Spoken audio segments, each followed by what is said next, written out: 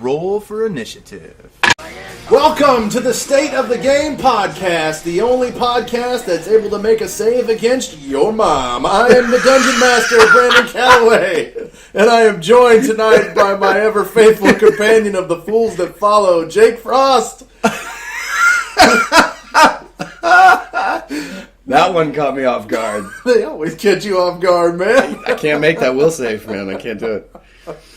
So here we are, episode 3 of the new version of the State of the Game. Jake, tell me what is new in your gaming universe, sir. Oh, the second edition of State of the Game. New in my gaming universe is I'm afraid of dying. That's what I'm legit afraid of dying, and we'll get into that. Why I'm afraid of dying. What else is new? Not being able to game when I wanna. Yeah. I can't do it. Life happens, though, man. It happens to every gamer out there. Darth real life. Darth real life, exactly. Well, for everybody that's joining us on the State of the Game podcast, welcome. Here is how our podcast works. Basically, we have a couple of segments, but we start out our podcast with basically what's going on at my table in my game. Well, I have actually 2 groups that run full time.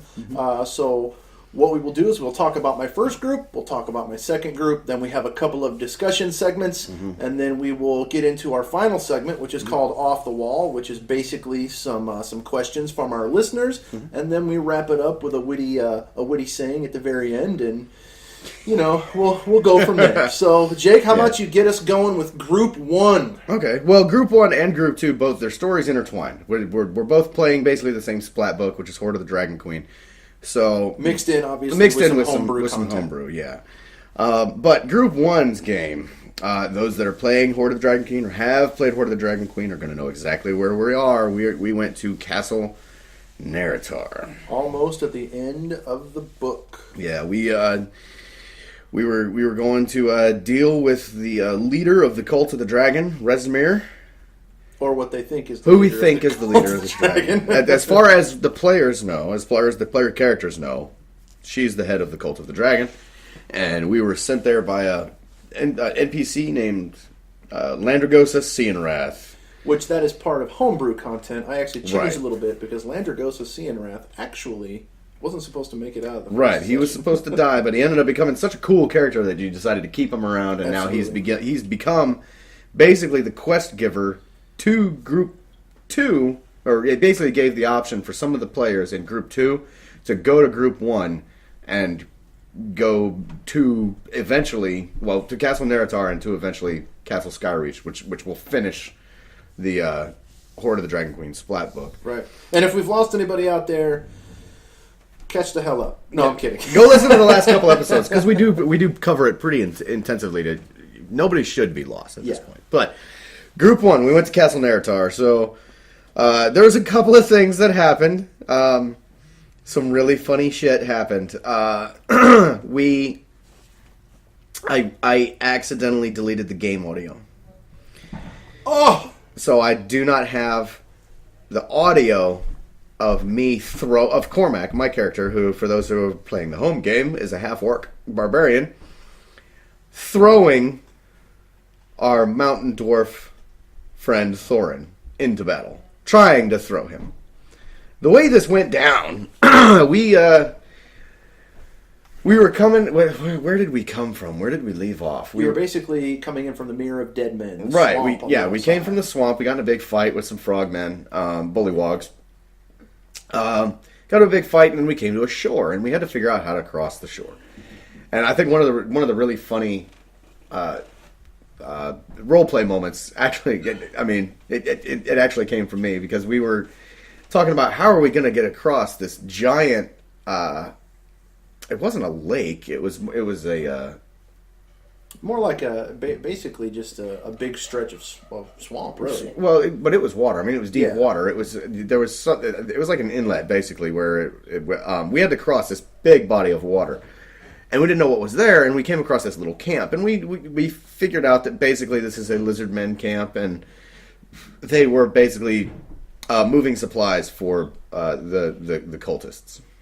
But we had no idea how to get across this thing, and there was one boat. And I just kind of, in true orc fashion, went, well, why don't we just hide and wait for them to come back with other boats and then kill them and take their boats? Right. Which is perfect for an orc to say. And when, honestly, in the Splat book, it even says, hey, if one of the characters says basically what you said, within a couple of rounds, there's a couple of boats of lizardmen that come in, and it's basically another encounter. It's another encounter, another combat round. So we could have, but we decided not to. We had picked up a mage, which we talked about in the previous episode. Mage Hames, my 100 geriatric girlfriend. So gross. You love her though. She loves you, man. She does love me. By the way, that voice you guys just heard is one of our players, Neptune. She's sitting in yet again. She had a good time last time listening to us do this live, so she decided to come down and join us. Yeah. For a second time. So she might chip in. Yeah. With comments, which is totally cool. But yeah, so we crossed this. We had this geriatric gnome girlfriend of mine. Yes. And she's a wizard. Yes, she is. Yeah. So she 230 years old. 230-year-old crow shitting on her face constantly because she's got some kind of. There's some sort of. I don't know a lot about wizards. Our wizard, Lucian, the player, knows a lot about that, and he knew exactly what she is as soon as he saw her. Because I guess she has a companion animal, and that's part of what kind of wizard she is. Yes and no. Okay. I can't. You can't tell me because it would affect in-game play, but yes. For those that play the game and maybe play a wizard and know what she is, she's got a crow on top of her head. And it's some sort of companion. I don't really know what it is. But it's constantly just shitting on the side of her face. Anyway, she was able to float us across across this big body of water, while myself, Krusk, and who else was in the boat with us? Myself, Krusk, and then she was in the boat with us. Yeah, Mae James was in the boat with us, and then she floated the rest of the party across. So we land across. We get there, and we are at the shores of the. Which there's a little expanse of some water and some high grass, and we're basically at the entrance of Castle Neritar. We got to fight it's looking like we're gonna have to fight our way to the entrance. Yeah. It's basically surrounded by a bunch of mud huts, and, right? Bare civilization stuff, type stuff. And it was pretty obvious that it was a frogman homestead, basically, where they were, because it was very obvious that they were slaves. They were being forced to work for the cultists. Mm-hmm. But we didn't really know who else was there in the water.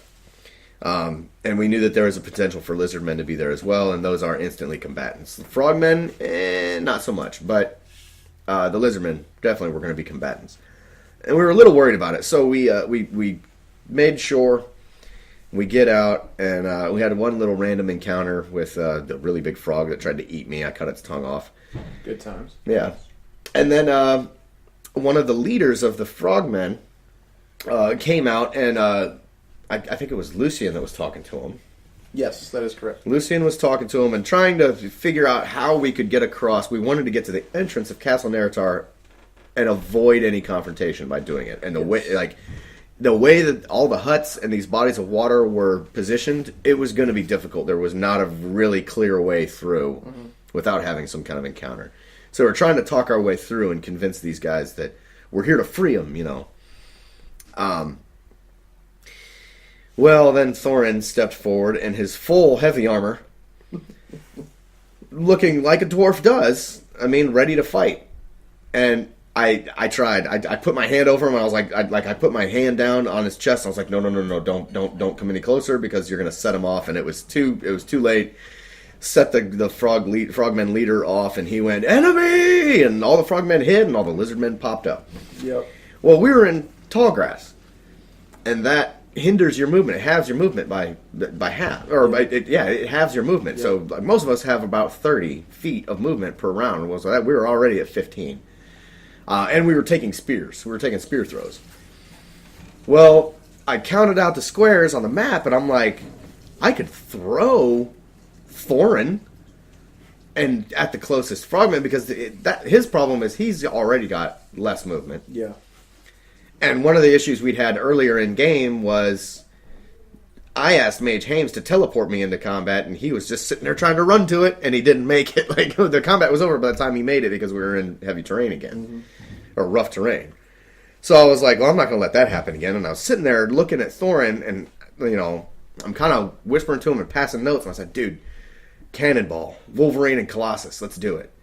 Let me throw you into combat. Because in my head, I'm like, it's going to be awesome. I'm going to pick him up. I'm going to swing him around. I'm going to throw him like 20 feet in the air. He's going to have his battle axe out and just roll and come down on this lizard man. It's going to be awesome because it's going to be...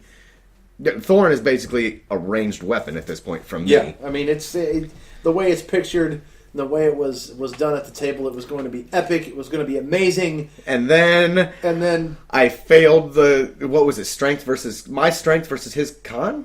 It was basically your strength in a ranged attack roll is really all I said you needed. Oh, I had to roll a ranged attack roll against him to do it. Against the AC of the creature you were throwing him at. Right. And I missed. Gloriously. I rolled a 6. So Cormac basically, he grabbed Thorin by the back of the collar of his armor and the bottom of his back plate, and I spun him around and launched him, and as soon as I let go, I tripped. You tripped, and then... and Thorin... failed his acrobatics roll. He did fail his acrobatics roll. On his face. Thorin lands in a frickin' thistle bush, face first, and the way that Brandon described this was amazing, because Thorin in midair was like, oh shit, face first into a thistle bush. But I got him close enough. I got him adjacent. Well, he skidded adjacent to the enemy. Yeah. And then he took his movement and stood up from prone, and then got into combat. Yeah. Which was going to be an epic moment. And the other half orc, Krusk, who was standing here with me, goes, next time we're going to do it together. And I'm like, yeah. And next time, watch us both roll crit fails, ones, and we rip his arms off, and then the torso just goes flying as a weapon. But one thing did happen during that segment that particular encounter that I didn't write down in my notes, but I want to talk about it in the discussion segment, is what happens when a player walks away from a table. Yeah. During that encounter with the frogmen and the lizardmen, we had a player that. I guess he had to go to Thorin. Yeah, he just had to go to the bathroom. Yeah, he had to go to the bathroom. Didn't tell anybody. Didn't tell anybody. As a That's the dungeon problem. master, I never miss anything at my table, and for some odd reason, I missed him getting up and leaving. I didn't know where he went. Yeah, we went around. We were in combat. Yeah. And he had to pee. Let's move forward. Let's cover that in discussion. That's a really good topic. Okay, so we'll do that. We got a lot to follow up on with two games. Yeah. Here. But anyway, we go into Castle Neritar. Neritar being a very really, for all intents and purposes, a very linear, very traditional Dungeons and Dragons outlet. Basically a dungeon. It's a dungeon crawl. That's what we're doing. You walk through, you go into your room, you look for traps, you disarm any traps, you fight the monsters, you move on. I felt so bad. Yeah. Well, but we did. We cleared rooms, and we had a game plan. We knew that we had to be in a formation. Where our Thorin is our dwarf. He's in heavy armor. He's got a shield. There's our tank. There's the tip of the spear right there. Because his whole job is, when we get into combat, dodge. Yep. Dodge and react to attacks. Smack the first one, get some threat, and dodge. Yeah. And then the two big badasses, the Brothers of Destruction, the two half-orcs, catty corner to him, adjacent. And the whole goal of that is to not be flanked. We cannot be flanked if we had kept formation. Yeah. And then we have our wizard, which is that's our job to protect him, and then we've got our rogue multi-classed rogue ranger. Yep. In the back, he's our ranged guy. He's the one that's just firing arrows over in our heads and picking people off. Yep. Which is a fantastic plan. If we'd stuck to it, we did. As soon as we entered the first room, broke formation. The two orcs frickin' saw red apparently, and just leapfrogged Thorin and dove into battle. Yep. Which opened everybody up to get attacked, and it's just like in any combat situation, whether you're military or in police or anything, you never ever break formation. And we did. We screwed up big time, and we paid for it. Nobody died that well. Nobody died during the times that we were breaking formation, but we got hit a lot harder than we should have. Yes. Against it was a very lesser enemies. It was a consistent mistake that was made in every combat all the way through the very final round when the unthinkable would happen. Yeah. And which it was good. We did manage to get through the rooms. We did clear the rooms that we were presented. And then you guys happened to, I mean, we're going to fast forward just a little bit. There was some good combat, and for those of you guys that really want to know, what we missed, we'll come out with some additional content maybe later down the line to tell you exactly how Group 1 fared in Neratar. But what I'd like to do is talk closer to the end of Neratar. Basically, you guys didn't get to clear the whole place. No, we didn't. You chose the right doors, you chose the right path, and then boom, you're at the very end. Yeah. Basically, Rezmir's office. Yeah. Where Asbar Joss and Rezmir the Black are basically having a discussion about what's going to go down. Mm-hmm. Unfortunately, and here is another topic that we will cover in discussion, there was a variant rule that I use called the threat. Yeah, crit threat insta-kill. Insta-kill, or threat crit insta-kill, really is what it's called. Yeah. And unfortunately, one of our players went down. Suffered. On a failed save. As soon as he opened the door, he took an arrow to the eye, and our DM rolled a crit threat insta-kill, which we'll describe what that is in the discussion segment, but he went down. I mean, dead. Mm-hmm. Down to 0 HP. One hit. And that was our Rogue Ranger. So we got into some combat with some guards.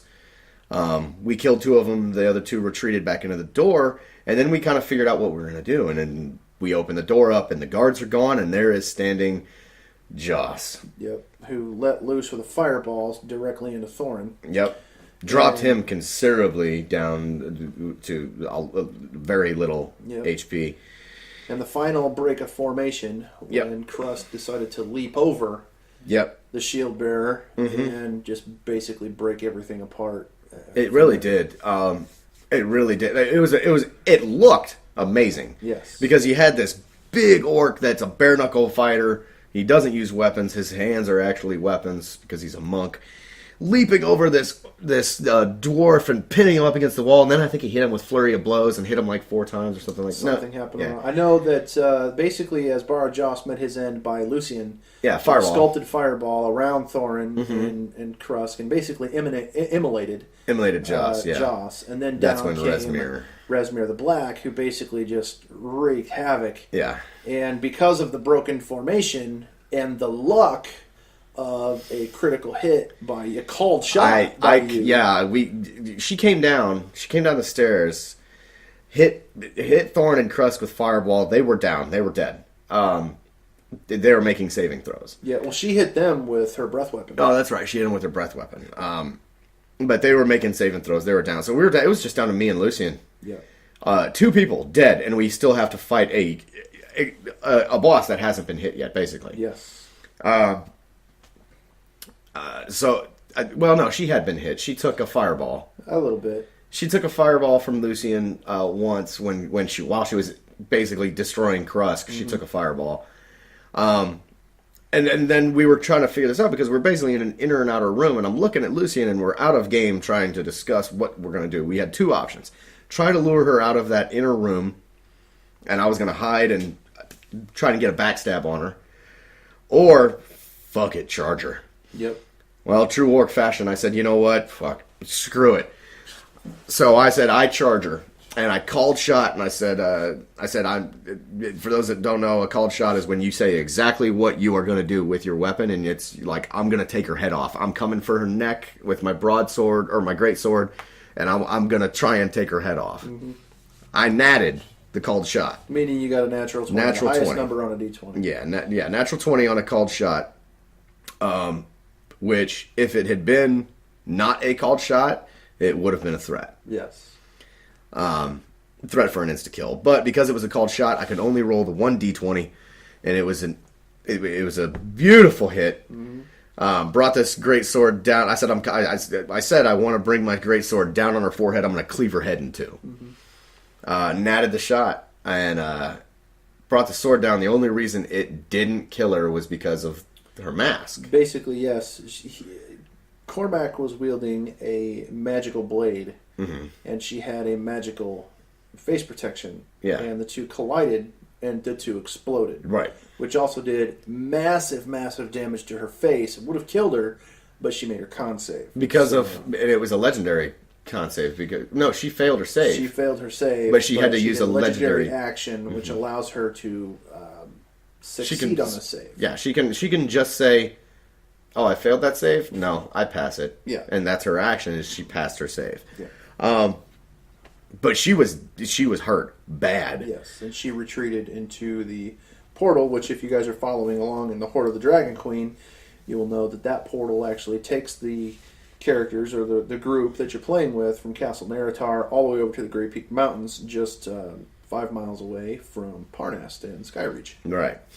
But she did. She escaped through her portal, and the only reason she escaped is because I hesitated. I didn't chase after her, and I should have. We were worried. I was worried. I didn't know that her breath weapon was completely disabled, even though you told me when I hit her, it cleaved her jaw in two, and all of that, everything started pouring out of her mouth. But I just didn't realize that her breath weapon was completely disabled. I was worried about catching a breath weapon blast as soon as I crested the top of the stairs. And I was like, and I'm already down to like 18 HP. I was like, it's going to kill me if I crest these stairs and chase her. And there was also no way of knowing that her extra guards weren't up there. Right, yeah. So, but they weren't, and that's why Cormac is salty, because I could have killed her right then. Yep. It would have taken one more hit. I would have killed her. I found out of game, after the game was over, she was down to 3 HP. Yeah. So, I mean, I could have walked up and just stuck my sword in her chest as she was crawling away, and it would have ended. It would have ended right then. But she got away. Cormac was salty, and then our rogue, who had been resurrected by our wizard, he healed everybody up. Well, not necessarily resurrected, but not resurrected. He healed him. Yeah, he had some heal potions, and basically got him back up to in HP, made some medicine checks and everything else. And yeah. Was able to get everybody back up on their feet again, and then the big discussion of the night, whether or not to bar the doors and stay in Naratar, or go through the portal, through a portal to uncertainty, because the characters didn't know where it was going. They didn't know, yeah. Or basically what to do. Well, yeah, we really didn't know what to do, and Cormac got kind of fed up with all the talk and stood on the portal and said the trigger word. Yep. Which our rogue had heard. He heard Rezmir say it. And he told us what the word was, which was Drazir. Cormac got fed up with all the talking and looking around, and stood on the portal, said Drazir, and gone. Mm-hmm. Poof! I was gone. That left Krusk, who I think he was next. Yep. Because he went, yeah, let's go kill her. Yep. Which was a stupid idea. Like it was a stupid idea to take the portal, because I didn't know where it went. But I was like, I want to kill her. I had bloodlust. Mm-hmm. That for all I knew, that could have taken me straight into Castle Naratar or Castle Skyreach, and surrounded by dragons. I had no idea where it was going to take me. But on the other side of that too, you were also playing your character perfectly without really even knowing it. Right. So, which is kind of what I play an orc very well when I'm in combat, because and I was pissed, but so then Krusk, eventually we all took the portal. Turns out it took us straight to a lodge, and that was our ending point for the game. What happened though was we were all stressed. We were all extremely stressed out from that game because people had died. I was pissed because I didn't get a chance to kill. Like, that was my moment, you know? Like, yes. That was my moment. It was very... The combat itself, a lot of the other players, they felt... I could see it at the table as a dungeon master. Everybody felt overwhelmed. Yeah. And it was... The 3 drakes that showed up. It was inexperience. And always knowing your race and class, your basic rules, what you can do, what you can't do. That's where it comes in as a player, to actually know, those abilities. I think a lot of people, I think most of the party played their racing class very well. Yes, they did some reading. It was very obvious that a few people needed to do some more reading, but for the most part, everybody did a good job knowing their racing class. Yes. there are some people that need to go reread the combat chapter. But outside of that, it was really, I think it went well. It was just the fact that mentally we were not prepared for that fight. No. And the problem was Castle Neritar was basically supposed to be a training ground for Castle Skyreach. Yes. And we all realized it. And we were all very stressed out about what had just happened. And then our team, I mean, we were fighting at the table about what to do. I mean, players, not player characters, Yeah. players were Out of arguing. game, there was some really intense conversation going back and forth as to what to do and what's the right move and so on and so forth, which then boiled over into game. And then at the end of the night, all of the players, of course, like as we just said, decided to go through the portal. But I was still hearing about that decision 3 days after the game. Right. I mean, I'm getting private messages online. I'm getting text messages and phone calls, and Yeah. some of the players I work with. We were talking about it, and Yeah. I can't say anything. I Right. mean, I'm not allowed to have an opinion about what happens Right. in the game because I run the game. Right, So, yeah. it was very, very, very intense to see exactly what happened. I look forward to our next. Yeah, game when we this go week. to Skyreach, yeah. But that was the end of our session. Yes. And they were at a lodge. Now, I wasn't here for what happened with Group 2. Last we had heard, Group 2, in the last episode of State of the Game, we had heard that Neptune and Echo and, Balathon had died. He rolled a new character named Caladan. Which I like Kaladin just as much And as I did Balthon. I like Caladan better. And our priest of Shanti, Aiden, was with him as well. And we had a new player enter the game. Nivara, yeah. Yes. Lots of elves. Yeah, predominantly elven group. Yeah, predominantly elven and a tiefling. Yep. And in this game, we had the addition of another character, but not a new player character. Right. This is going to be another discussion segment topic when we get done wrapping up what happened with Group 2. But you allowed a player to double bat. Yes, I allowed a player to make another character. The player that plays Thorin made another dwarf, only this time a paladin by the name of Ira Frostbeard. And we will get into that and what they did right after these messages, which helps us keep the lights on. Yeah.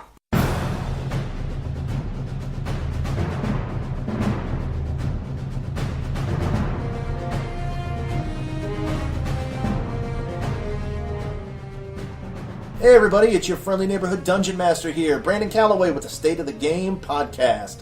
Sorry to break into your listening pleasure here, but I've got to keep the lights on somehow, right? Well, I'm sure everybody's been hearing RPG Unlimited, RPG Unlimited.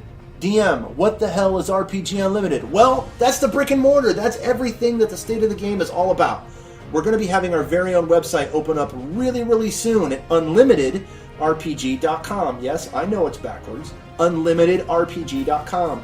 You can also check us out on YouTube and subscribe to our page where we review absolutely everything under the sun when it comes to RPGs, role-playing games, not the rocket-propelled grenades. I guess we can get into that too if we had to, but that's really not my kind of thing. Anyway, subscribe to the YouTube channel where you can check out everything. Reviews from computer hardware, and video game systems, and splats, and books, and dice, and miniatures, and everything under the sun when it comes to gaming. So stick with us. You will not be disappointed. Let's get back to the podcast, though, shall we?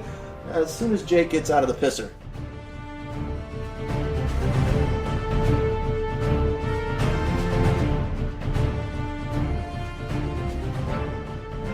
And we are back. Yay! So Group 2 had been captured. Yes. They fought their way out of an orc encampment, I believe. Mm-hmm. And this was all previous to the last game. Basically, what happened at the end of the last game is that they fought. They were basically captured. However, they had to fight cultists, not orcs. Oh, that's right. Yeah. So, what ended up happening at the end of that last game is they took out all these cultists and everything. And at the beginning of this game, they started looting those bodies. And Right. Kaladin said, "You know what?" After some very intense role play, figuring out what to do and everything else, and realizing that it was still wintertime outside and they were still in the mountains, Kaladin found some winter gear. And he said, it seems like there's another tiefling from another plane of existence telling me to grab that shit. Yeah, right? Yeah, no kidding. Balathon, of course, freezing to death, his previous character. But anyway, as we move forward by about half hour or so, the idea had come across after Nivara looked out of the doors and saw a whole bunch of orcs. Right. They thought, wow, what's the deal here? Why are Cult of the Dragon cultists hanging out with a bunch of orcs? Right. So they came to the realization that it was likely that the two were working together for some reason. Mm-hmm. Now, once again, for those of you playing the home game, you'll obviously recognize this as homebrew content. So try to stick with me here. So what happened is Kaladin and Nivara decided to say, hey, wouldn't it be a good idea if these two factions are working together, let's take the robes off of these cultists. Orcs generally aren't that smart anyway, Right. So let's disguise ourselves. Let's make ourselves look like these cultists, see if we can't get out of here. Mm-hmm. Once they did, then they uncovered a blue dragon egg in one of these tents. Mm-hmm. So they said, okay, well, let's see what this egg can do for us. So after opening the door, they were about to leave. They heard two more cultists just on the outside of the doors that Nivara hadn't previously seen. And they were talking about, we can't wait to leave, this and this. And then they thought, well, we've got to get these other two cultists in here. Otherwise, they're going to ring the bells or whatever. And they're going to call for help on these orcs. Right. So after some deception checks, they were able to get those other two cultists in the doors. And what do you know? It didn't turn out very well for the other cultists. So they ended up going down too. Yeah. And then what happened? They grabbed this. Let me back up for a second. Kaladin wanted to know basically what the story with the dragon egg was, and he was very, very. What can I say? Charismatic. Oh yeah. He was very charismatic with the cultists. And basically, the enemy cultist told him, "Look, Lenathon is a blue dragon, and it just happens to be here in this encampment, and it is basically a gift from Resmir the Black to the Nell's Claw Orc tribe." Okay. So they wanted to know where it was at. So maybe with this blue dragon egg, they could gain the favor of Lenathon, free the dragon, and have the dragon work for them to get them out of this encampment. Yeah. Now, that's probably not going to happen, but Right. they were still going to give it a shot. So they killed off this cultist, went outside in front of all the orcs, and I'm telling you, Jake, I could not roll anything over like a 6 when it came to, finding out the truth from the players. And Kaladin's deception rolls were just on it. No kidding. On it. I mean, it was 18 or higher. He Every could single bluff time. his way right out of the camp. Yeah, he could. I mean, absolutely. He could have sold ice to an Eskimo. Right. I mean, it's just ridiculous. So they found their way into the cell of Lenathon, the blue dragon. Yeah. And they were talking on with the blue dragon and everything, and the blue dragon is not having anything of it because instantly he knows they ain't cultists. Yeah. He just knows. You Yeah. know what I mean? So they're trying to do their best about, well, if you help us, then we won't smash your egg. Well, Yeah. This wasn't Lenathon's egg. It just happened to be a blue dragon egg. Right. Now, of course, it's a blue dragon egg. He wants to make sure it's safe and everything.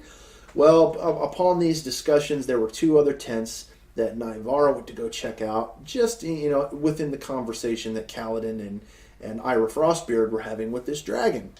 Well, there were cultists in those tents, and in comes more combat. It's a surprise combat. Lenathon, the dragon, just sits there and basically watches Yeah. as all this goes down. He's going to watch the real cultists take out the fake cultists. Well, Right. that doesn't happen.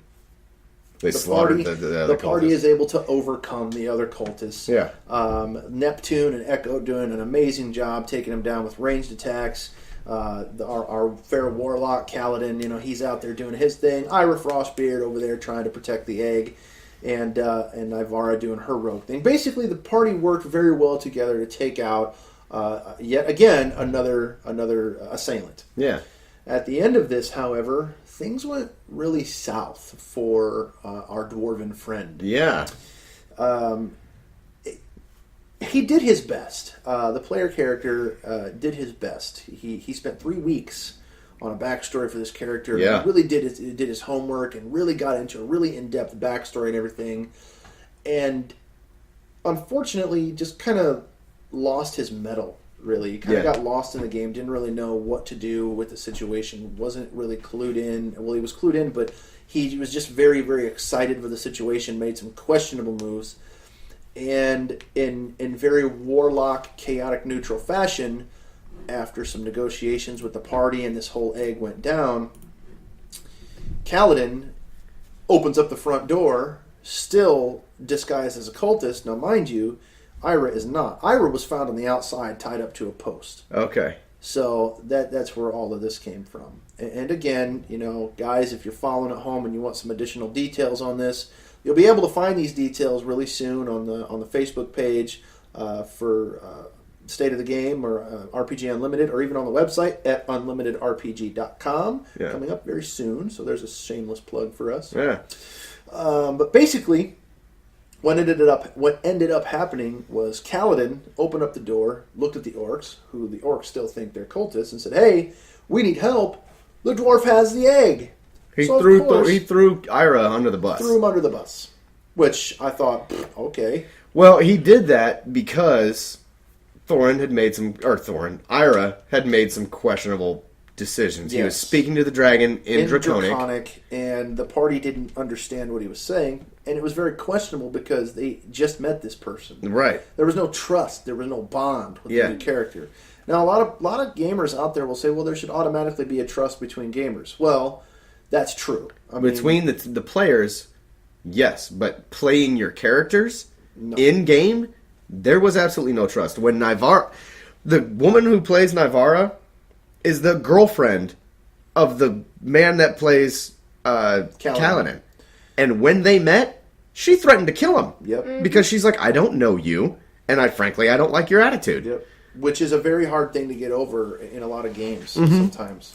But anyway, what happens is after all that happened, Thorin thought the best, safest place to be is going to be next to this dragon because he knows I'm trying to protect him. Yeah. Not so much. No. When the He group, turned his... Yeah. the group tried to kill, or did kill these other cultists, Ira was a part of that. Mm-hmm.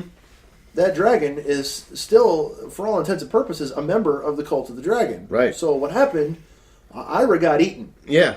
brutally. Yeah.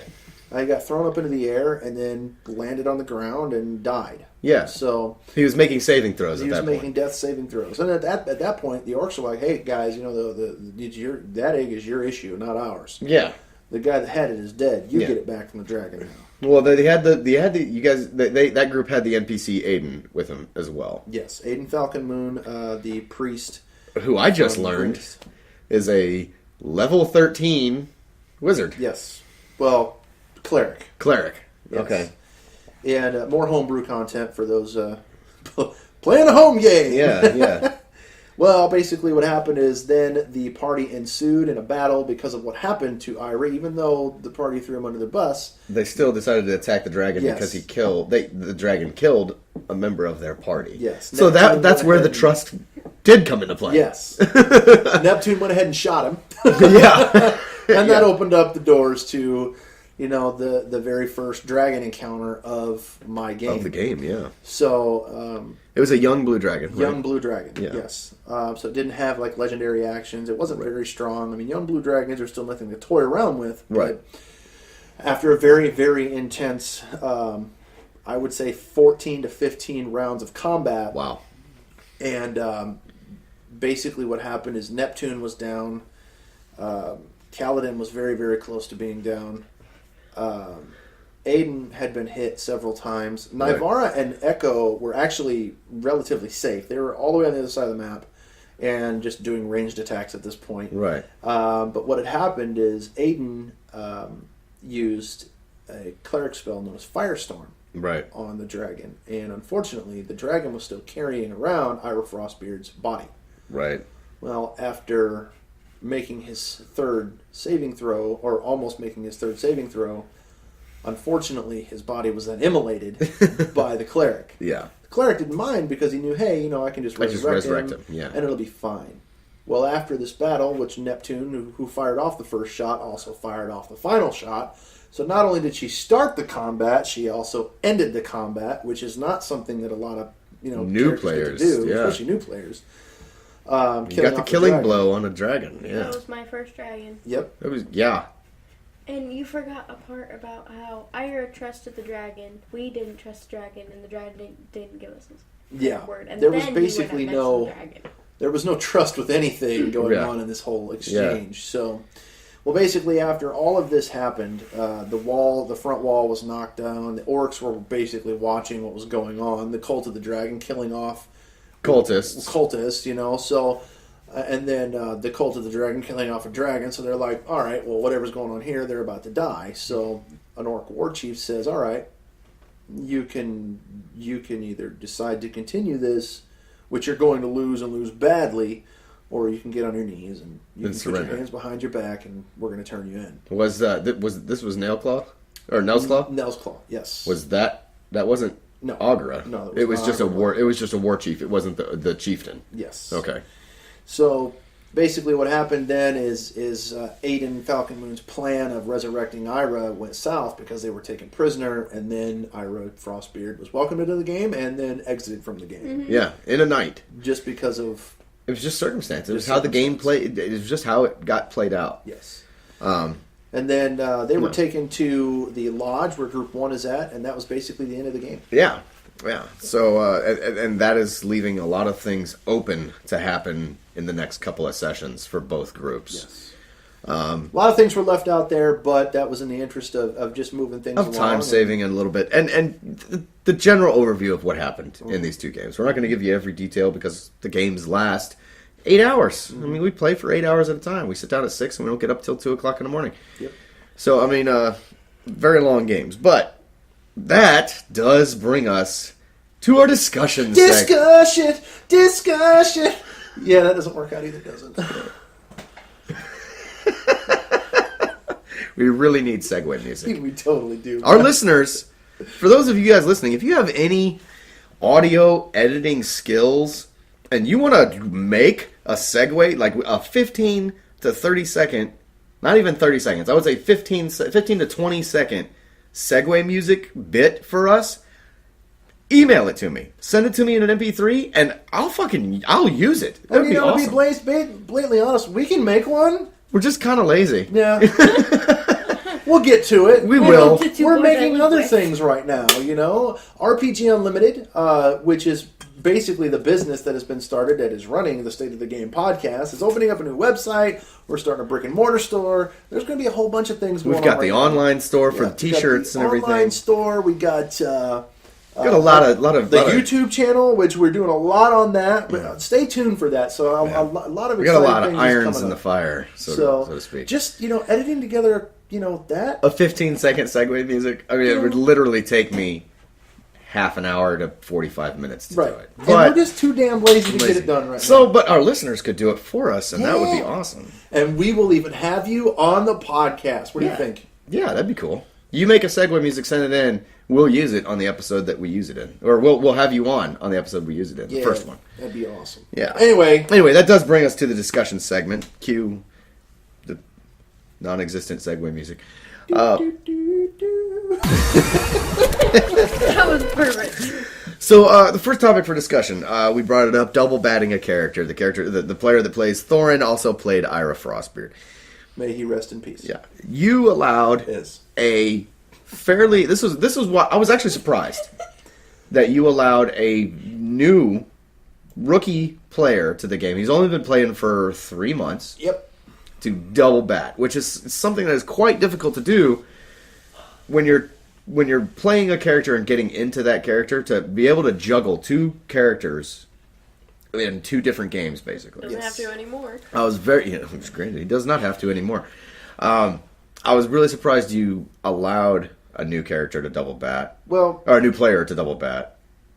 The reason why the reason why I decided to do that is there's two ways to quote unquote double bat. Mm-hmm. You have the doing it sequentially, mm-hmm. and then you have doing it at the same time. Right. Doing it at the same time, it takes an absolute expert to do. Sometimes. I mean, there are other tabletop RPGs out there where you have to. I mean, that's just part of the game. You know, you have to. And I won't cover those because there's a lot of them out there. But Doing it, on Dungeons and Dragons, doing it in a completely separate game, I figured, why not? I mean, the kid has. Let's see what happens. Yeah, the kid has, really. He has always he has his nose in the player's handbook. Book. Yeah, he knows his stuff. He really does. And if he doesn't, he is the first one to go.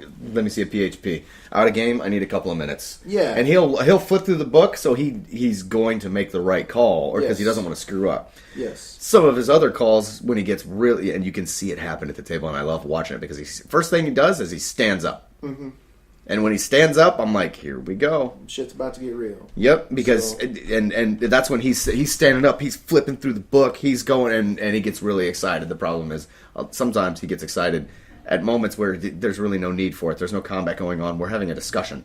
Yeah. But he gets really excited and over anxious and makes calls like he did with the dragon egg. Yeah. But yeah, so my call as a dungeon master to allow that was to basically give him a chance to see other things in the game that other aspects of the game. Yeah, that generally takes a while to see. I just wanted him to see more in the game, and he did it well. He did fine. Yeah. Granted, the character only lived for like half a session, but still, it was the experience of being able to do it and see it through to fruition. There you go. Yep. That word I can't fucking say. It's okay. Yeah. But anyway, yeah, that was really it, and I really encourage it. I don't really encourage doing it too much, but if you really want to play another character and your dungeon master is open up the door to say, hey, yeah, let's go ahead and do it, and let's see what happens. Do another game. Let's see what happens. If you really like the character, we'll keep it around for a little while. Like, it was not his intention to keep Ira Frostbeard open and have him play all the time. It was just one of those things. I want to do it. I want to see how it works. Okay. And then if you really like the character, sure, I would have had him do more content with it. But yeah. If you just want to play around with a character and see how the class works, I'm more than happy to do that. Was what I thought was really interesting because he spent so much time developing this character. Mm-hmm. Because if it was me and I was like, oh, I just want to see how it works, I'll roll the character real quick. I'll just screw backstory. I'll roll a human fighter just to double bat, just to see what happens, what it's like to play two characters and see if I can jump between my character and being in that character, and then go to another session and jump out of Cormac and jump into another character. Yeah, and what the unfortunate thing for him was he had a really hard time, even though he knew everything there was to know about the race, the class, the backstory. He still had a really hard time differentiating his roleplay style from Thorin to Ira. It was basically the same character. It was Ira. With a different, it was Thorin. Yeah, with a different class. Yeah. So. But anyway, yeah, as Dungeon Master, as far as the discussion topic is concerned, I really am all for it. I think all players should experience everything they can while they can, because sometimes games don't last very long. I think a fun thing to do if you are going to let somebody double bat, don't let them do the same race or class. Yeah. Force them to if you're a DM and you're going to let a player double bat and play a second character. Force them to not, if they're doing it to just experience it, just like how Thorin wanted to do. He just wanted to experience it, even though he did spend all this time on the backstory and everything like that. I'm like, okay, yeah, sure, absolutely. You want to see what it's like and see if you can do it. No dwarves, and no what is he? He's a what is Thorin? Thorin's a fighter, so yeah, no dwarves, no fighters. Mm-hmm. Which he didn't pick the same class, but he did pick the same race. Yeah. And he did. He said that's his home race. He'll probably always use dwarves because he really likes them. But that also left the door open for there not to be a big difference. Yeah, it wasn't as difficult to double bat, and I think he didn't get the full experience of double batting a character by picking another dwarf. Yeah, I agree with that. I really agree with that. Mm-hmm. I'm totally on board with new race, new class. I think that's a fantastic idea. I like it all the way around, honestly. Mm-hmm. What do we got for the next topic? Well, the next topic is the way that our Rogue Ranger died in Group 1, the crit threat insta-kill, or threat crit insta-kill. Yes. For those of you that don't know how this works, DM, you take it away. You're it's your kind of thing, man. Well, this doesn't exist in Dungeons and Dragons. Right. This was actually it birthed from the Open Gaming license several years ago when the Pathfinder Chronicles campaign setting came into existence. Right. This was a critical variant in the core rulebook. Crit meaning a natural 20. Yes. On an attack roll. Crit being a natural 20. And this took away a lot, actually. Basically, you need 3 rolls to really do a lot of damage. And Well, if you nat your first roll, Yep. you roll a 20, you automatically have that nat 20. You are hitting. You hit. And now what's considered, you roll your first roll and it's within your threat range, which can be 18 to 20, 19 to 20, or 20. Right. Depending on what kind of weapon, feats, whatever, So now you've threat something. So you roll your d20 again, and then if you get within your threat range a second time, not only have you crit the creature, now you have threatened it again for an instant kill. Meaning dropping it to 0, it is dead, combat over. Right. If it's singular combat. So the first roll doesn't have to be a nat 20. Yes, the first roll does need to be within your threat range, Okay. which is generally a 20. Okay, so you nat your first roll. Yes. Second roll. You need to, if you want to insta-kill it, you need to roll No, another. your first. I don't think you're gonna understand. Your first attack roll. You Yes. nat 20 it. Yes, That is your crit, that's your threat. or that's your threat. Yes, You roll your so now you have the option to roll your d20 again. yes, Your second roll, you roll your threat, which is 18, 19, 20. depending on whatever your weapon is. Like, say, for instance, like fighters. Right. If they take the martial archetype, I believe it increases their critical range from just 20 to 19, 20. Oh, okay. Okay, so if you roll a crit on your second roll, that's basically your threat of an insta kill. Yes, Then you have to roll your third one. yes, which all you have to do is hit at that point. Yeah, after that, all you have to hit. If you roll the threat and then you hit again, that's an instant kill. Instant kill, no save, it's over. Yeah. Unless you are fighting something that has, immune to critical hits Right. or whatever, Right. which is very rare. Yeah. So if you've done that, which is you're basically, for all intents and purposes, you're rolling 2 20s in a row and then hitting something. Mm-hmm. It's very, very, very, very rare. It Yeah. doesn't really hardly ever It happen. sounds like it's not as hard to do as it really is. Yeah. Yes. Because when I was describing this to my dad, who's a D&D player from way back in second edition, he was just like, "Really? That kind of makes it seem like you can insta kill anything fairly easily." And I'm like, "I don't think you understand. You have to crit twice in a row, Yeah. and then you have to hit it again." Yeah. And if you're facing something strong as hell, you may only have the option. You have to roll an 18 or a 19 or a 20 just to hit. Yeah, and that's a rule in even in Pathfinder that isn't really widely used. Right. I love it to death because I've actually. I think it adds an interesting dynamic. Yeah, I've added more variance into it. Like, a lot of players will sometimes feel cheated. Like, if you roll a 20 and then you miss on your second roll, well, then you're just regularly hitting it. You're not getting a crit. You're not getting it. Yeah. However, on that first roll, you're still getting additional damage. Like, you've hit it hard enough Right. to make it bleed, to stun it, to give it disadvantage, something. Like when I natted that called shot, Yes. what that did, and this wasn't a crit threat insta kill, but just having that first nat 20 on a called shot, you asked me to triple my damage, and then you doubled it. Yes. So I ended up doing 60 HP, or 62. Yeah, 62 HP damage to it. Yes. And that kind of thing can happen on a crit threat insta kill, even if you miss that second. Yeah. It's like that second your threat roll. So there's really potential to do a whole boatload of damage, and I really encourage dungeon masters and game masters alike to really read through those variant rules. I mean, I think it gives more weight Yes. to rolling a nat 20. it absolutely does. It absolutely. And there's a lot of players out there, and a lot of dungeon masters and game masters that will not agree with it at all because they think a 20 should be held in high regard, and that's my way of it holding is. it in high regard. It gives it more weight. And then there's dungeon masters out there who think the complete opposite. Like, I do basically the same thing on critical fails too. Right. You roll a 1, roll it again. If you roll a second one, you're really kind of screwed now. I mean, Like the first, you roll a 1 on your bow, on a ranged attack with your bow.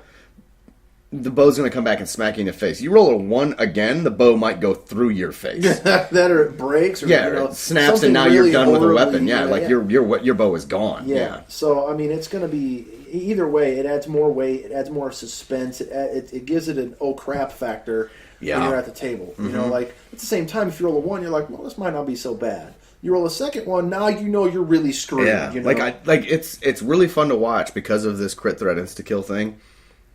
When it happens, because it doesn't have, players know how often a 20 comes around. Yeah, it's not often. Yeah, I mean, I can count on one hand how many 20s have been rolled in the last 3 months throughout all the combat that we've done. So, like when I natted that shot on Rezmir, everybody kind of their heads snapped. Yeah, and everything got real quiet. Yeah, and it was all. I had 5 slow looks up at me, like, "Oh my God, what's going to happen?" Yeah, you know. And I mean, it was definitely a I think it gives thing. it more weight. Called shots are basically, it takes you to level 2. It takes you to the crit stage of the threat crit insta kill. Yeah, you know. So yeah. Once again, threat crit insta kill. As a recap, here's how it worked. Threat. You've roll on your first attack roll.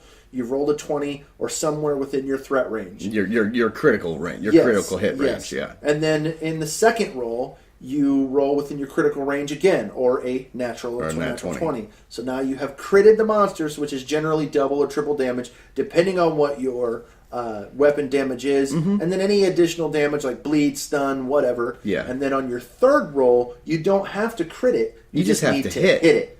And then if you do that, Dungeon Masters, Game Masters, listen up. There is no save. There is no constitution. Right. It is dead. Unless it says specifically, or you have previously written on your note sheets that this monster is immune to critical hits, then it doesn't work. But you still have to give something special to that character. Yeah, you got to give something triple, to the player. Double damage whatever. Or something, yeah. It just can't be insta-killed at that time. Yeah. So I like that variant. There are hundreds of variants out there online and forums and books and published material.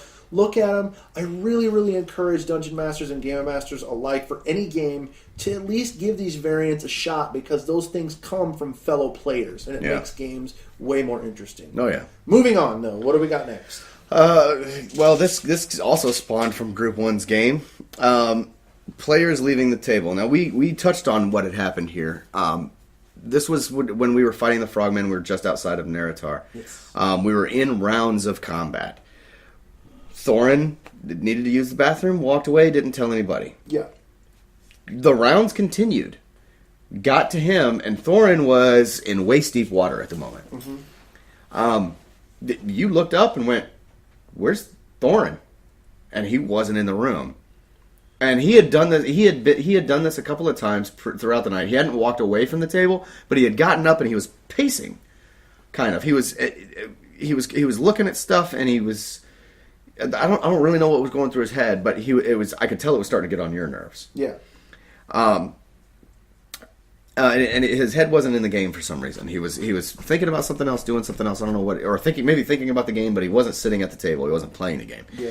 So when he got up and walked away and didn't tell anybody, that was kind of like, fine, that's it. And I looked up, I looked up at you because I was sitting down, and I hadn't even realized that he had left the room.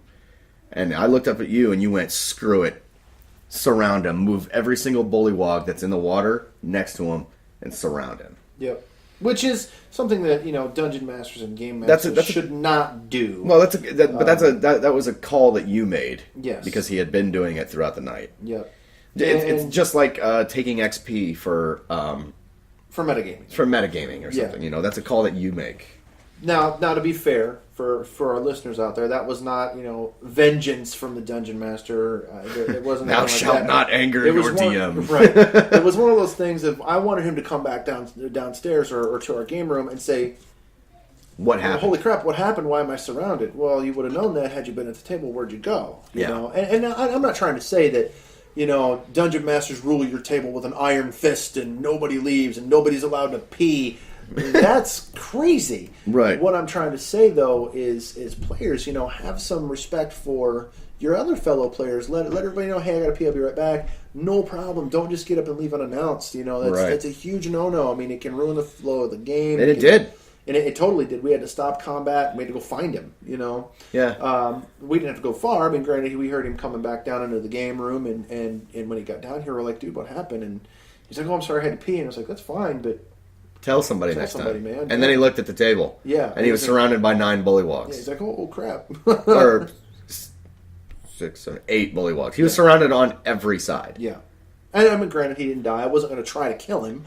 But, And man, bless his heart, he went, okay, you want to surround me? Let's do this. Yeah, and and he that fought his way out. that He dwarf fought pulled his his way axe out. out and started just slashing. And But- he was making good hits. Too. Yeah, I was he like, was. hell yeah, man, fight your way out. Yeah. Because we were still back in that tall grass.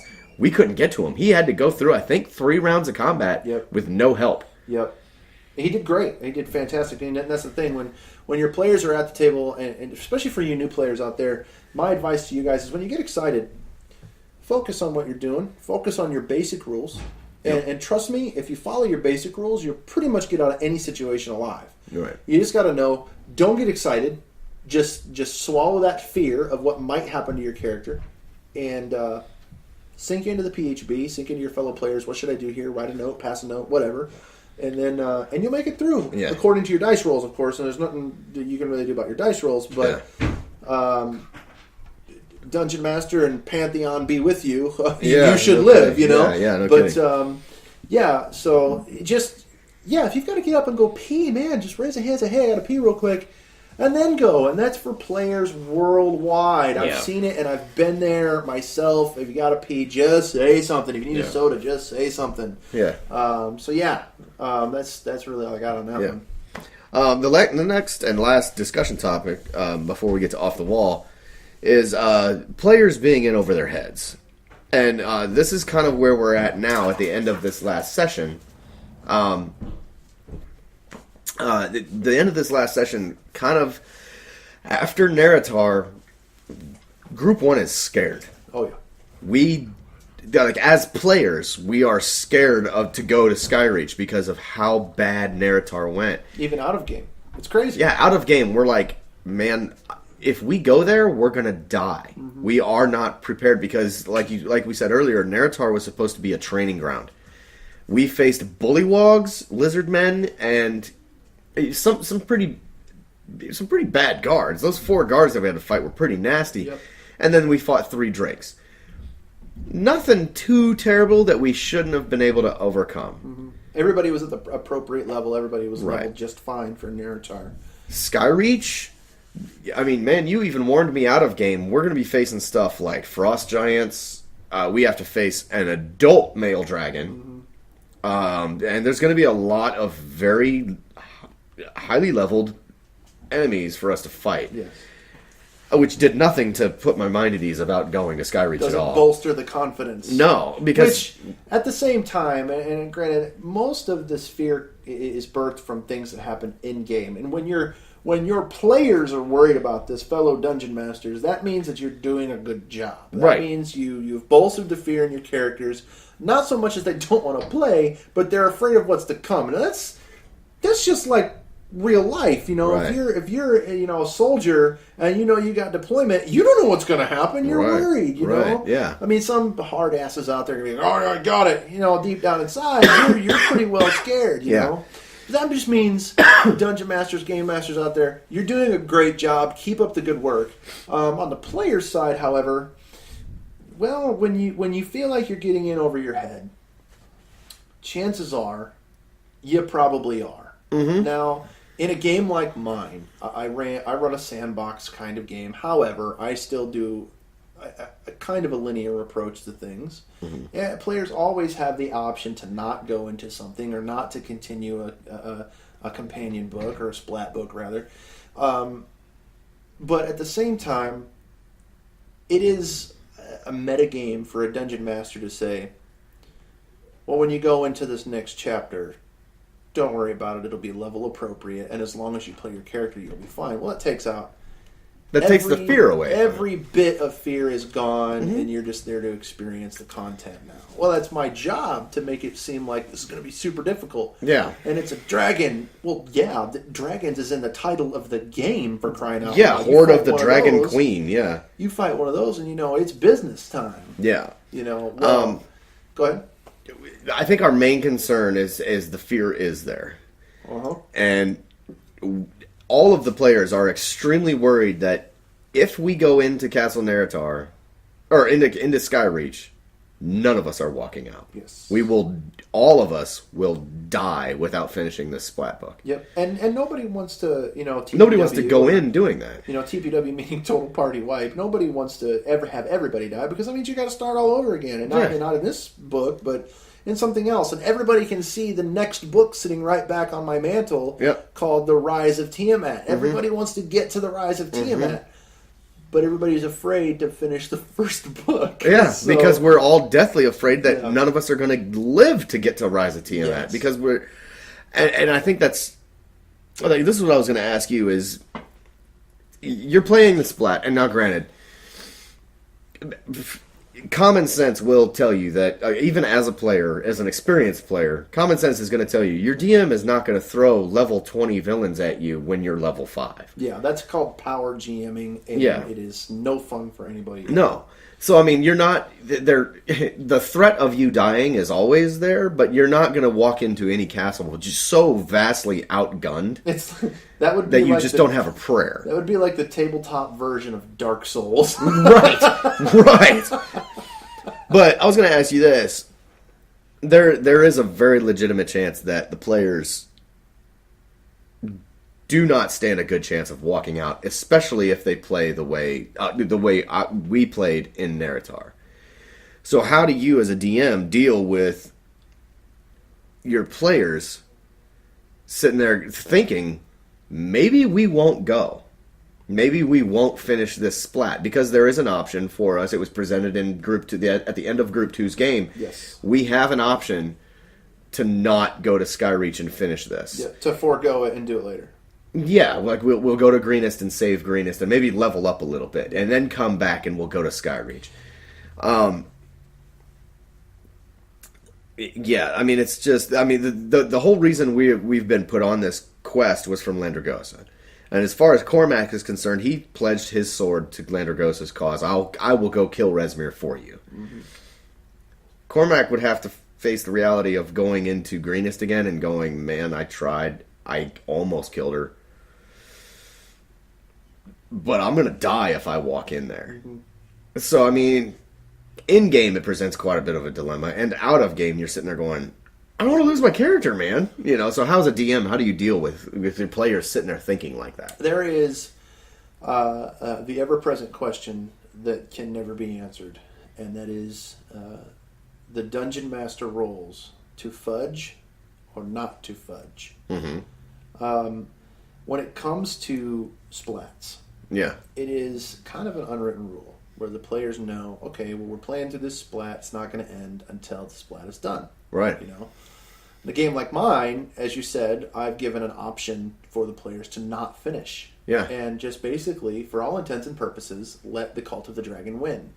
It is possible. I mean, you could go back, maybe, or that situation may not present itself again. It is totally possible. As the Dungeon Master, what I generally will do is coming up in the next session, Skyreach.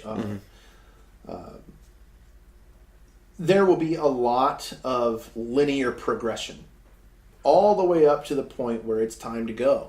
And then, as my job as the Dungeon Master, it's up to me to build that story to where you guys really want to go, regardless of whatever the consequences may be. You're fired up, you're ready to go, you're ready to do it, you're ready to give it everything you got, and then poof, you're off and going, and then the second you get in there, you're like, holy crap, what did we do? Now it's too late to turn back. Right.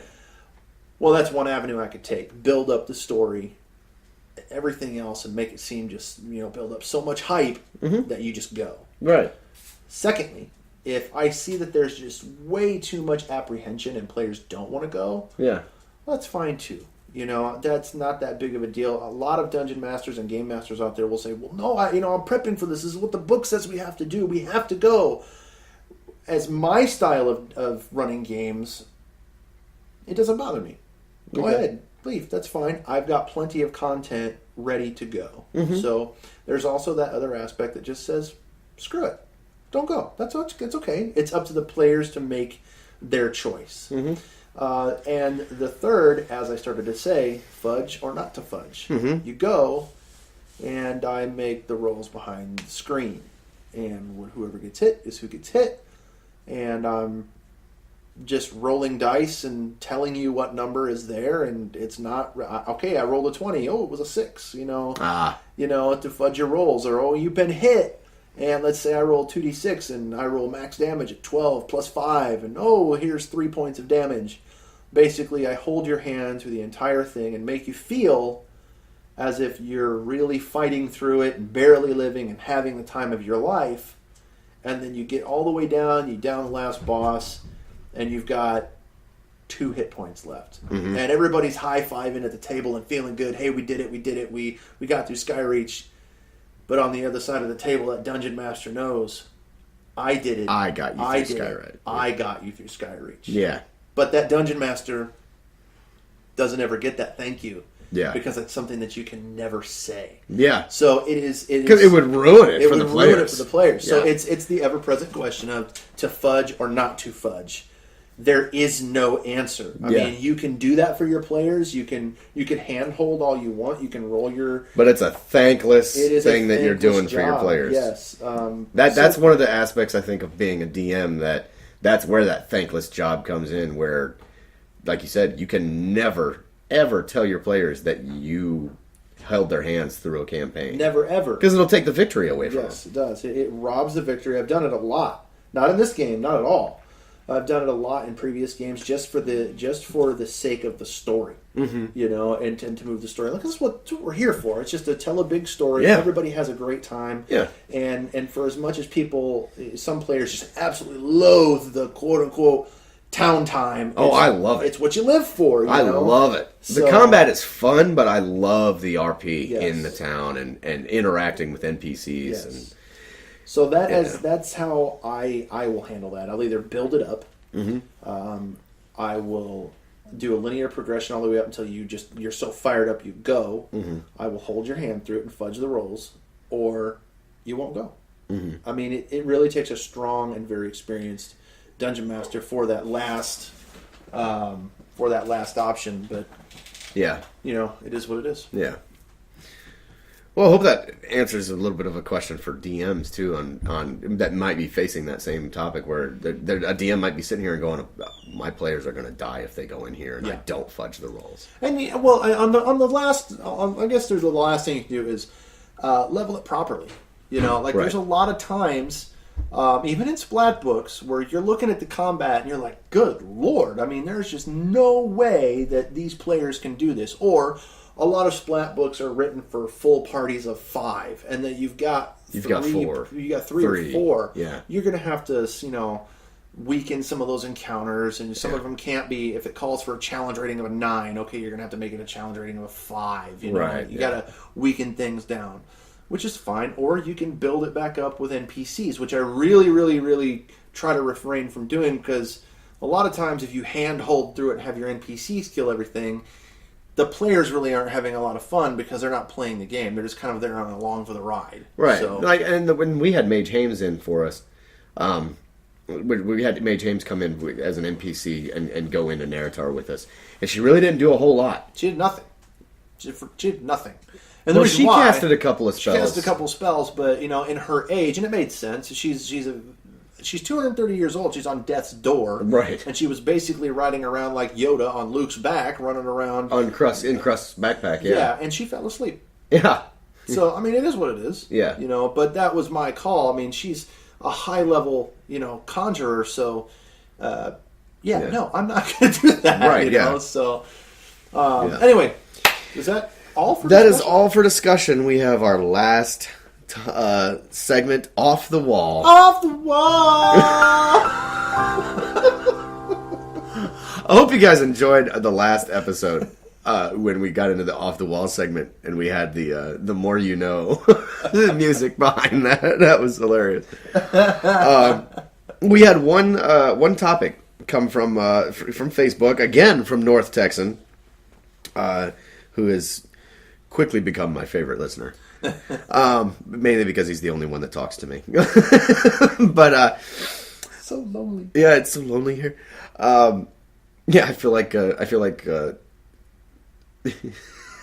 forgot his freaking name. Wes. Oh, we have a player named Varix. Varix, thank you. He always says, "I got thud." When he's trying to role play, he feels like nobody's paying attention to it. Yeah, he's actually in our group, but he's off by himself defending Greenest by himself right now. Yeah, and it's a lot because of his work schedule. He just can't make a lot of the games. So when he can make it, a lot of times he's playing by himself. That's how I feel on Facebook most days. But he did. North Texan gave us a really good off the wall topic, and maybe some of our listeners that haven't played Dungeons and Dragons before, but have heard the podcast and are getting really interested in it, or that haven't played in a long time. He asked this question: how would somebody get started playing D&D? And I kind of want to approach this not from the aspect of someone that played back in 2E or Pathfinder, but a brand new player has never sat down, and I mean a DM who has never sat down and played. I mean, this is a brand new group. Okay. How would that group say that these 5 friends want to start playing D&D? Well, we kind of had that here in Group 2 happen. Except they had an experienced DM. Yes. I'm talking an inexperienced DM, inexperienced brand players. new, all the way around. Basically, what you need is first and foremost a group of friends to play with. Right. Or you can go to your local game shop and say, "Hey, I want a game." I want to preface this by saying it's not hard. No, it's not. It's not hard at all. What you basically need is a willingness to step out of your comfort zone. Mm-hmm. You don't even need dice, because a lot of times other players will have house dice or something like that. Mm-hmm. Dice you can borrow if you're at a game shop. But if you're doing it all dice alone, are inexpensive. Yeah, you just get dice, and then of course you need the rule books. I mean, you need your player's handbook, and really a monster's manual. Mm-hmm. That's about all you need if you want to do a homebrew. Yeah. You can make up your own stuff, and then, of course, the Dungeon Master Guide does help as far as loot tables and other variant rules and things like that. It kind of helps you as the Dungeon Master if you've never Dungeon Master before. It gives you tips and things like that on what you can do.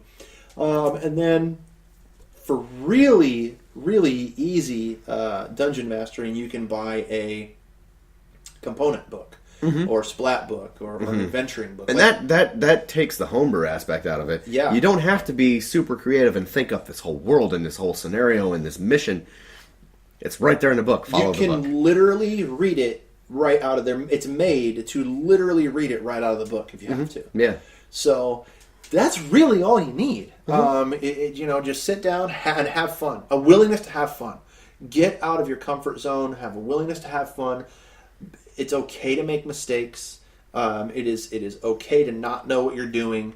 It is all about having fun. Yeah, it is all about having fun. You've got your players out there that will take it super serious, because these guys do it for a job sometimes. Yeah. You know, you've got idiots out there that will make podcasts about it. Yeah, kind of tongue in cheek. Tongue in cheek. Yeah, there's a couple of podcasts out there that.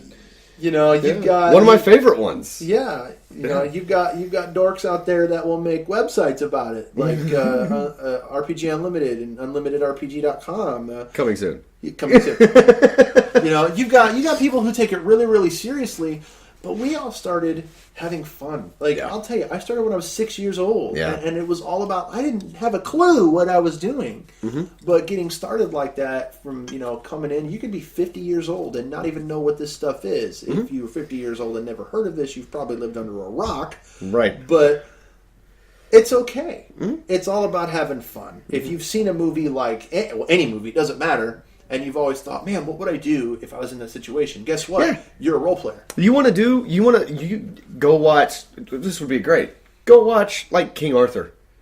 Or go watch, take an episode, like Lord of the Rings, or, Game of Thrones, or something like that. There's a role-playing game for every single genre you can think of. All of them. You've got Star Wars role-playing games. You've got Star Trek. You've got military role-playing games. You've got fantasy role-playing games. There is not a genre out there that a role-playing game does not exist for.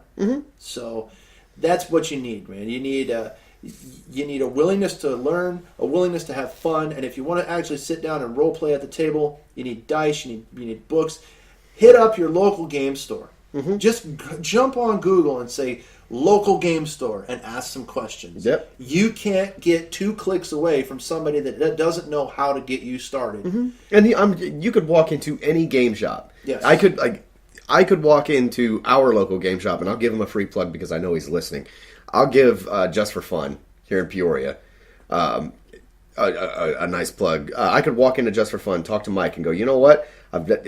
Granted, I have played D&D, but as a new player, I could walk in and go, you know what? I've never played D&D before, but I've got 4 other guys with me that they've never played either, and we really want to get into it. What do I need to start my game? Exactly. And he'd go over, okay, here's your PHB, here's your player handbook, you need that.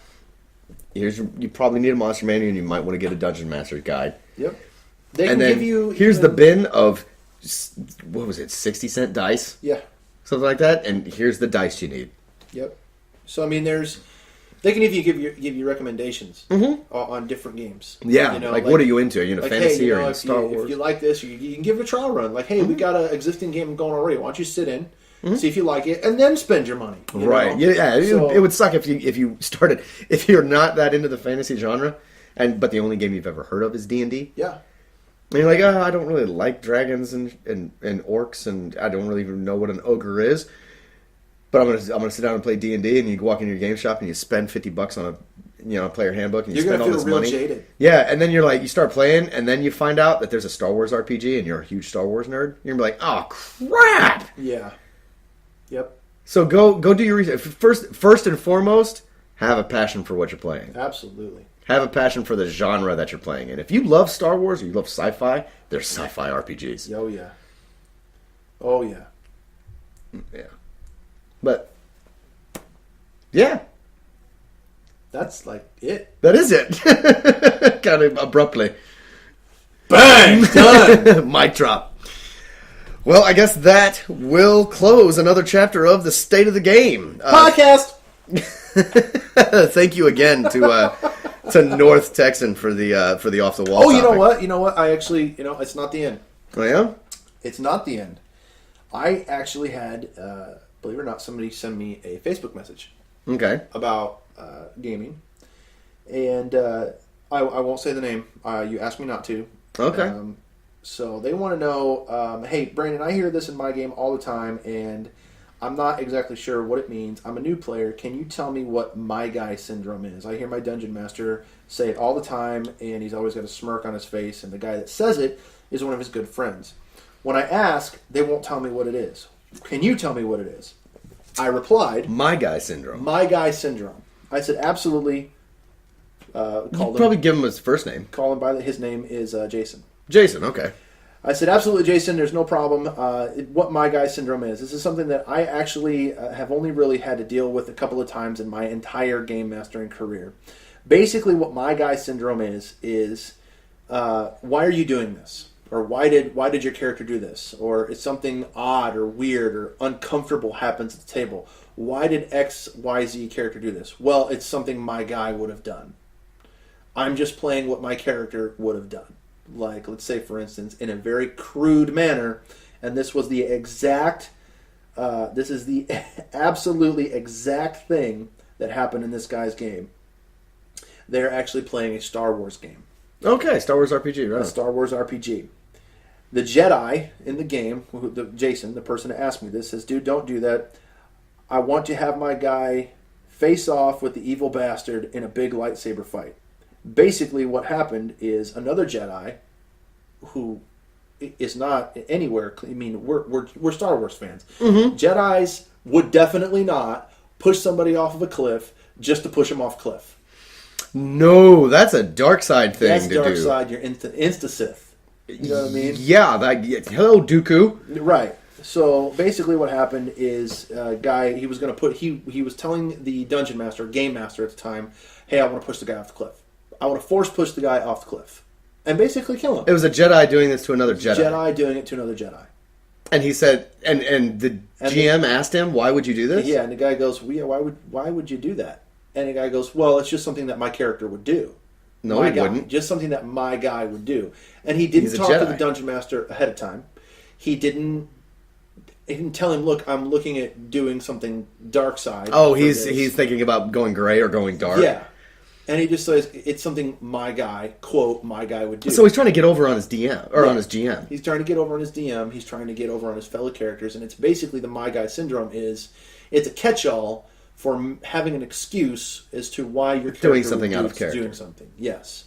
I've heard it multiple times in my GMing career. Not a lot, but it's been enough to come up. Mm-hmm. And the player and dungeon master or game master that they had going on, it was basically like a tongue-in-cheek, kind of a funny thing in between just the two of them, but it was causing issues with the game. Yeah. So basically that is what my guy syndrome is. It's a catch-all for... It's an excuse. Yes. Yeah, it's an absolute excuse. Well, it's what my guy would do. No, it's not. But the GM didn't know that that's what his guy would do. So it didn't make any sense. In that particular situation. Yeah. So, but that is it. So, Jason, I hope that answers your question. And yeah. I'm really sorry if I didn't get in depth with that. But if that didn't answer your question, or if you want me to go further in depth, please, you've got my information on Facebook. Just get a hold of me. Yeah, definitely. So, well, that will close another chapter of the State of the Game podcast. If you haven't heard before, this podcast is a part of the Fools That Follow podcast network, and as such is available on the Fools That Follow catch-all feed in iTunes and Stitcher. So head on over to those websites and leave us a review and let us know what you think. We're also on Facebook.com/The Fools That Follow and on Twitter @Fools That Follow. So leave us a message, leave us a comment, or tweet at us, and I'll get those messages, and I'll either refer you to my GM or answer questions and comments on the show. We also have a store at thefoolsthatfollow.spreadshirt.com. And lastly, feel free to leave us your comments, questions, or concerns in an email at thefoolsthatfollow@gmail.com. Just remember to put the state of the game in the subject bar of the email. So with that, I'm your host, Jake Frost. I am your Dungeon Master, Brandon Calloway. And until next time, may the odds ever be in your favor.